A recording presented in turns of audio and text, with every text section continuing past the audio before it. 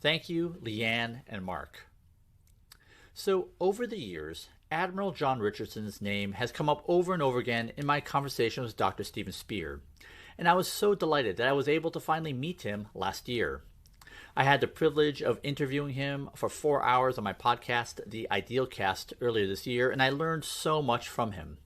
And so much of what he talked about I thought was relevant to not just every technology leader, but every leader.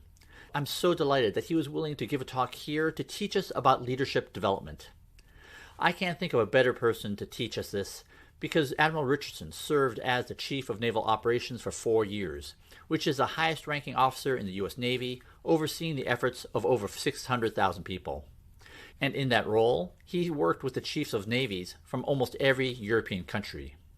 Before that, he served as the Director of U.S. Naval Reactors, which is comprehensively responsible for the safe and reliable operation of the U.S. Navy nuclear propulsion program, which Dr. Spear has written about so extensively in his book, The High Velocity Edge. Now that he's retired from the U.S. Navy, he serves on the board of directors for numerous companies, including Boeing, the world's largest aerospace company, and Exelon, a Fortune 100 company which operates the largest fleet of nuclear plants in America. Here's Admiral Richardson. Well, Gene, thank you very much for that terrific introduction, and thanks for asking me to be here for this unbelievable forum. As Gene said, I just finished a 37-year career in the Navy. I retired about 18 months ago. During that career, I was a submariner by trade, and when we did the math after I retired, it turned out I've spent more than 11 years underwater, and so I've got that going for me. I commanded at pretty much every level in the Navy, including the commander of the U.S. Submarine Force. I was the Director of Naval Reactors, which was Admiral Rickover's job, if you know about him, and then finished my time in the Navy as the Chief of Naval Operations. And since retiring, I've been part of a number of different corporate boards, doing some consulting and helping other teams really kind of deal with this quickly accelerating situation. In fact, one of the couple of questions that I get asked most often are, how can we achieve objectives or results at speed? And then how, as a leader, might we address, both leader and worker fatigue, particularly as COVID has gone on much, much longer than any of us anticipated. And, my answer to both of those questions is roughly the same. The answer involves kind of a radical pushing of ownership of the mission out to the farthest capable edge of your organization.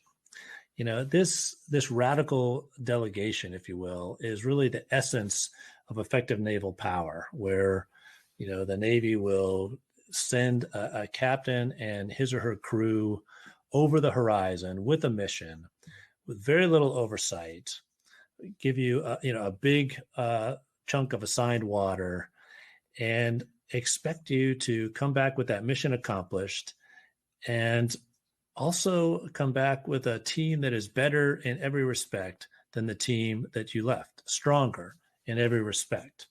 And so maybe to illustrate that, I thought I'd start with a sea story. And there was a 1-week period in October of 2016 where the United States, at sort of the highest levels of government, had decided to send a destroyer from the East Coast of the United States to the Middle East. And part of that journey was a transit through the Straits of Bab el-Mandeb at the southern end of the Red Sea. This was an Arleigh Burke-class destroyer, a very advanced warship. And as the destroyer went through the Straits of Bab el-Mandeb, on the northern side of that strait was the coast of Yemen. And the destroyer was attacked by coastal cruise missiles fired from the coast of Yemen. In fact, they were attacked not once, but 3 times. And, this involves really reaction times in seconds. And this ship successfully defended herself, not once, but 3 times. And in one of those times, put together an effective counterattack. Now, this combination of defense and counterattack takes tremendous coordination by the crew, right? The crew on board the ship, and also a coordination of the ship with its task force, and also that task force with the larger command and leadership elements of the nation. It requires really a full team approach from the strategic all the way down to the very tactical edge. And it eventually, even on board the ship, involves several teams working really in a symphony of coordination. And another thing that's noteworthy is that even on board the ship, the actions on board that ship were not directed by the ship's commanding officer on a couple of those attacks, but they were the entire response of the ship was coordinated by a much more junior leader, the officer of the deck, who was controlling the ship at that time. And it's just the way that we do 24/7 high impact operations on board a ship, right? We've got to be operating all hours of the day while we're underway. And so we put, junior officers on duty so that the captain can perform the other duties that he or she is responsible for, and also, of course, importantly, get some rest.